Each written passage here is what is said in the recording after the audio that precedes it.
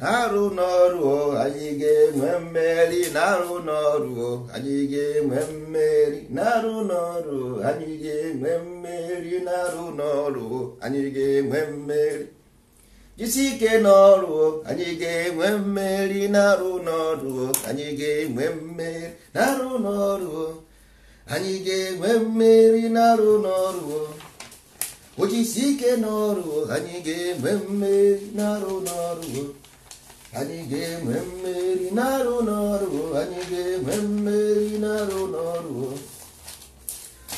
isi ike n'ọrụ anyị ga-enwe mmeri na-arụ n'ọrụ ọrụ ahụ nwere ụgwọ anyị ga-enwe mmeri na-arụ n'ọrụ anyị ga-enwe mmeri na-arụ n'ọrụ anyị ga-enwe mmeri na-arụ n'ọrụ ojisi ike n'ọrụ anyị ga-enwe mmeri na-arụ n'ọrụ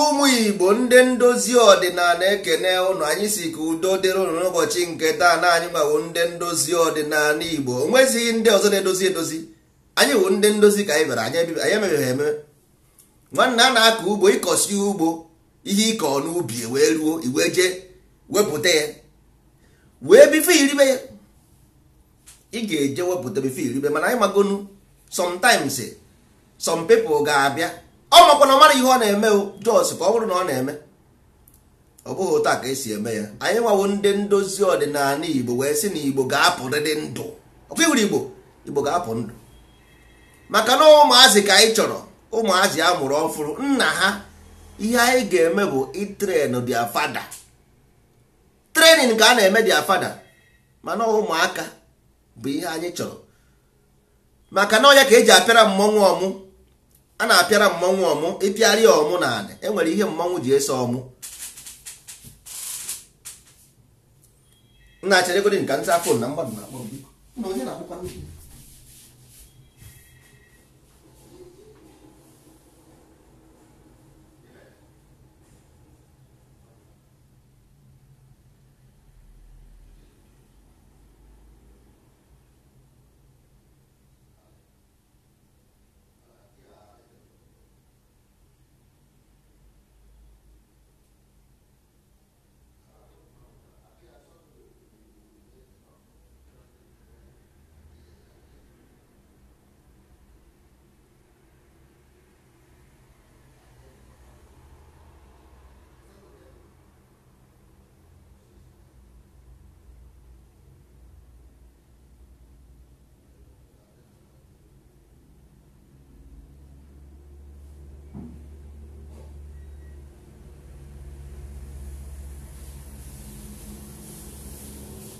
na-arụ n'ọrụ anyị ga-enwe mmeri na-arụ n'ọrụ anyị ga-enwe mmeri ụmụ Igbo ihe m na-ekwu bụ na ọ bụrụ na ị mara ihe ndozi ọdịnala bịara ị ga-eje na-akpọ champen maka ndị na-akpọ champen na-edanya ka ngwa ụlọ ihe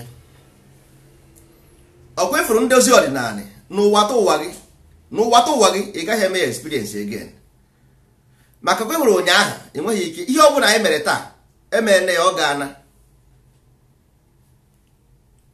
ịbụ na ama ihe mere ndị Igbo ji ete mmanya kedu ihe ndị Igbo ji arụ ete kwe nwere ete aha a na-eji arị elu kedu ihe ete aha nwere ihe ọ bụ kedu ihe ndị Igbo ji eji ete arị elu kedu ihe mere ndị Igbo ji eji ete arị elu nkwụ gịnị bụ nkwụ gịnị bụ ọmụ nkwụ ọmụ akwụ nchere akị igwu akwụ ihe niile awụcha a doctrine ọwa a book but ya mara ihe mere anyị ji wee daa mba because na ya mara distance ka na-agwa unu nke bụ eziokwu life and direct ịma why Jesus Christ ji wee were gị chukwu Jesus Christ was invented control ndị nkịtị because ihe na-akpa wu security surveillance jeje go and ask ka ihe na-akpọ this man Constantinople ask him it was invented purposely and ihe so onye ọbụla na-asị na Jesus Christ or Bible abụrụ eziokwu you are victim because the reason why this book and this Christ is to control and is working. So ka ihe mere ọ bụla eziokwu? Gịnị mere a lie if it's working? What is the purpose is working? Why is it a lie? I want to know. If the purpose emere na-arụ ọrụ, then ka ihe mere lie? Ọ bụghị ejighị eje n'igwe. Ihe mere to control the spirit and it is working. So what makes it a lie? Achọrọ m ịma. Ka ị hụrụ ndị isi ojii, ka ị hụrụ ndị be anyị, a ga-agba ha ịsa n'anya. Everything na-adịrị ha easy. Is everything easy to them? Nna achọrọ m ka anyị matagodi ihe bụ nkwụ. Ọ kwefuru nkwụ anụ nwa na-ete. Why chukwu what chukwu does have to do with ukwu okwunu mara na hip n'ukwu anụ ka amụdị ebe a ka ọ tụdị. Inwe problem n'ukwu ị gaghị aga nwe ije. Okwunu mana inwe problem n'ukwu na your hip cannot work. Kedu ihe mere nwaanyị ji wee nwee too much hip? Gịnị bụ ukwu? Ka ihe chukwu na ukwu na-eje? Because ukwu na ukwu bụ ofu ihe. Ugwu based on the land, ukwu based on the person, igwe based on the matter. Igwe, ukwu and ugwu the same thing, but all depends na ihe ị na-ekwuzi iwe mara ya. Ndị Igbo sị na mmadụ n'ihu na egwe ntị, ndị Igbo sị na mmadụ na-amụ nwa, ị na-amụ nwa. Kedu ihe ịmụ nwa na ịmụ mma na-eme? Kedu ihe ịmụ mma mmadụ ịmụ mma na ịmụ nwa na-eme? That's why nna gị anaghị agwa gị you are giving birth, because the problem bụ ị na-eyuzu bekee wee na-eche uche, ị naghị eji Igbo eche uche. Ọ sị gị sharpen the child, ọ naghị asị gị ị na-amụ nwa because nna gị mara ị na-amụ nwa. So we use practical moment to define language we speak. So ọ sị gị ị na-amụ nwa, yes, this nwa must be sharp. Is a metal, unsharp metal. So sharpen it, then I use way as giving birth. But ọ bụrụ giving birth, it's not giving birth, it's sharp this child. Ọ bụ mma. Mma wụ beauty. Gịnị wụ beauty? Sharpness. Gịnị wụ sharpness? Mma dị nkọ. Mma dị nkọ. O wee sị gị ịmụta nwa nga sharp nwa ya. That's why iji wee nwaanyị ji wee nwee clitoris, ihe cover ya. Nwoke ji wee nwee amụ, ihe cover ya. All protection, all shyness, because it's unconstructed soul. Nyabala is unconstructed soul. That is what we caught where nkọtụ akọtụrụ ya is sensitivity. Ihe ọ gwara gị wụ has destiny, all ka your heart dị, is a symbol of unconstructed soul. Because why? There is air which is mental, there is fluid which is the sperm, and there is you which is the matter. You know, at the third program, you must go the same process. You must go the same process. Matter mean something that will be exploded. That's why you about knockout na Christmas. The knockout in about Christmas because Christmas is the 4th month. March, April, May, June, that is 2nd. July, August, September, that is 3rd. September, October, November, December, that is 4th. Knockout in our December is oji ahụ ị na-awa, the same oji ahụ ị na-awa. That is what knockout means. Oya ka na-afụ ọja ha na-afụ afụ. Because ị na-afụ the ọja, you are burning the carbon. The same thing that candle ahụ for no symbolizes ọja anyị na-egbu. So ụmụ ibe, before Abraham, Jesus was. Oh, na ịmara the reason why there is Bible in the church. The more reason why there is Jesus Christ, image of Christ in the church. Then how can you sell omenani to your people if you don't know that this thing is to control the spirit? If you don't know it, then what is your intention? What is your intention? You just want to do something you don't know. It makes no sense. It makes no sense because the spirit is uncultivated. There is only 3 levels here: order, law, and the constitution. That is what they called patriarch. Patriarch. Triarch Tri means three. That is order, law, and the constitution. That is what governs the mind of human being. This is psychology. Chineke means psychodynamic. Eke ima why? Because eke isi ikesia isi within some years, some days, it all the isi, if we are na that isi gaha remain like that. Because na eke anaghị ata mmadụ. Jụọ na eme ọ ga-squeeze gị to give you shape. Aka ji okpa Chineke, chi and eke. Ichi wu psycho. Onwere direction. So eke aha give it shape. Psychodynamic. So before, everything for the sciences was taken from your land. Bible is our omenala Igbo. So because now that's why everything for onwere mgbe mmiri pụtara sị gị n'afọ ya water. Have you ever heard that mmiri water say my name is water, call me water? Then why do you believe that God is his name is God? So why do you believe that Jesus Christ's name is Jesus Christ? He make sense. Onwere mgbe ọkụ pụtara sị gị na afọ of fire. Have you heard that before? No. Then why do you believe these things? These things are definition of psychodynamic. If you don't know how these psychodynamics move, what are you going to sell to your people? Not my children. Because you are propagating another useless generation. You are propagating another unqualified generation that will cry tomorrow. Come and save me, come and save me. They will go back again to church, Jesus, to save them. Because Jesus is real, but is for control. So either you are here or you are there. Either you are or you are not. So if you are not, Jesus Christ become your savior. That's why then Aji say if you baptize, you don't need Jesus. Then say if you baptize, you don't need Jesus. Then say it in their book. Why? Because when you baptize, you become the master. You don't need Jesus. Because Jesus will fund nkete. And na usoro Ndozi Odinala nwanne, Jesus will be in your mind. Because if not, it's okay. You will still cycling because you never vomit what you eat. Ihe riri igbobeghie. Nwanne ihe riri igbobeghie because una amaha na ihe a codification. Una amaha na decoder ihe una use a watch TV. All codification kind of codified instrument.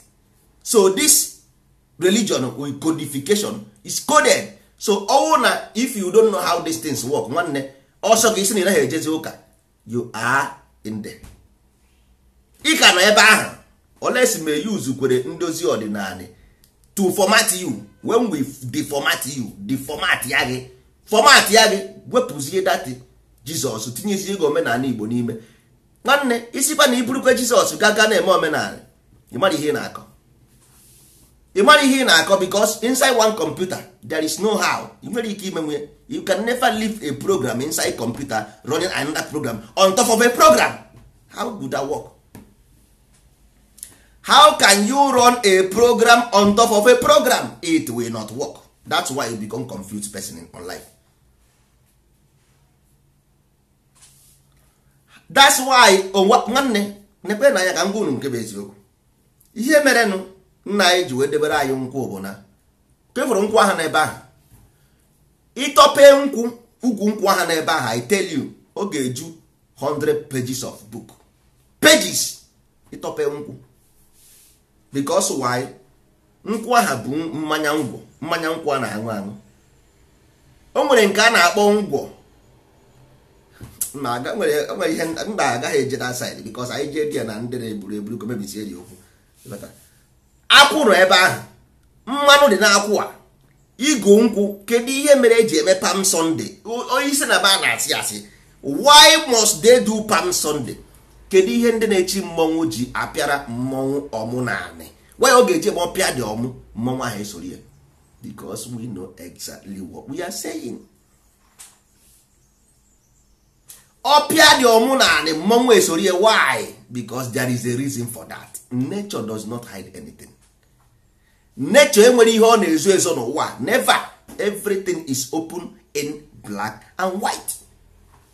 But the problem is that we are not ready. because when the children or student is ready, the master will appear. I had ready. That is why anyị na-ebe akwa nwanne no because we don't know natural law. Kedu agụ ka nwere agụ nọ n'ime ọhịa? Kedu ihe ewu mere agụ?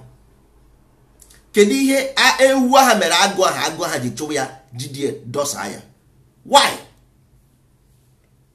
That is natural law because he is hungry. Agụ na-agụ ya ndị ihe abụ ihe ọ na-eri.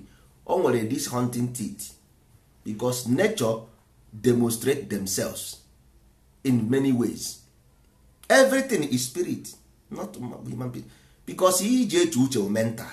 You use mental to think, not body.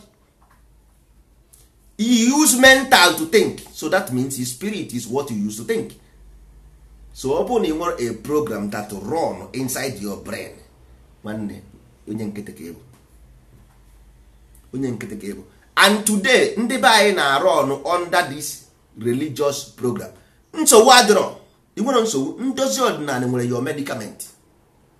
Ndozi ọdịnala have your medicament but cool down. Isi jụọ gị oyi nwee isi oyi nwanne cool down. Aya bere ebe ime love. Aya budo ihe nwanne ka ewere ka ngwụ na eziokwu. Ka efere obodo ahụ nọ na akpa Africa. Out of chaos come order. Everything in this life must decay before them born a new life. That is why nwa amụrụ ọfụrụ ịfụrụ na eze ọchị ịpụ eze ọ na-adụpu ọdụpuo that place ọpụta. That means is giving a new creation. Nwa ha na-ebe akwa isi ọwụwa na-awa ya ahụ ọkụ na ahụ ya. Ka ihe na-eme na Africa today, ahụ ọkụ na ahụ Africa, isi ọwụwa na-awa ya because Africa is making a new creation. So Africa is decaying to give birth to a new life. It must problem if we are not ready to handle the new child. That is the problem, not decay. The problem is if we are not ready to have the new birth, because Africa is going to give a new birth by 2022. This new birth, if we do not handle the new birth, that is the problem. From now, we have never seen anything yet. Africa will be disintegrated. Yes.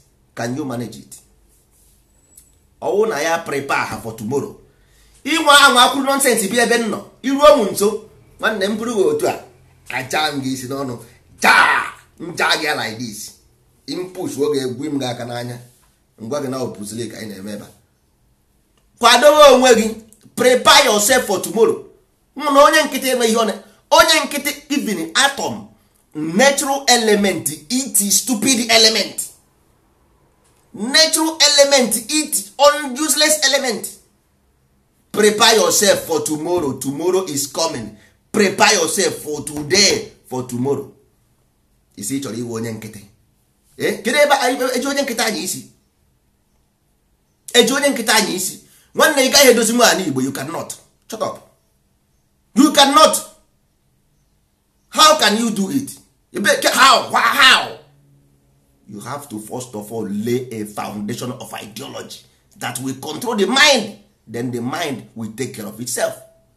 If you don't have mind, where are you going? You mind your mind. Mind, enwere mgbe ọfụ graph your mind. So, but did you understand the definition? What makes them call it mind? Do you understand? That is the question. Ndị Igbo jụọ onwe na ajụjụ. The problem is not life. The problem is the particles of life. All the whole names you see in the laboratory, in the hospital, onwere nke na-eme exist, is based on understanding. If you study this thing, understand them, you can give it any name. Tell people, them believe it. About what they call it, is about their position, what they do. Oyi ha na-ekwu maka ya. Nwa bekee si gị na God na ana Igbo ọ bụghị ya ikwuru. Anyị si ọ Amadioha, anyị si ọ Chukwu, anyị si ọ Chineke, anyị si Ekwensu. Why did you call them gods? Because you cannot understand them if you use that language. You must understand what makes Amadioha. Why is it called Amadioha? What is the elemental forces that make this Amadioha? What is their vibration? Level of what? Wavelength. Chukwu, why did this call Chukwu? kedu ihe ukwu na-eme ebe ahụ, ukwu na chi ahụ, what is their combination, why is it called so? Chineke nke ihe chi na eke na-eme together, why is it called so? All study ka a na-akpọ ya. Without Einstein theory there will be nothing like Western science. Always study this thing, then we see their elemental forces and behavior, then we begin to apply them, combine them, compose them, make it a reality. Ọ bụ ihe nna nna gị mere. Isi na-eji ime omenala, iji eji ime ọdịnala, nke nwa na-ekwugheri ka ndị isi adịghị mma. Na ụmụ ibe, ebidoro m ihe ala eti, enwere ebe m chọrọ ije, mana mpụta, ọ bụ na mpụta n'oge anyị ga-continue this program, because this program nke taa aga m awụ ya ndebe anyị ka akpụkpa wa unu apụkwana, we are coming back. Ka m jee mee ofu ihe, anụ m abịa. Don't go away, we will be right back.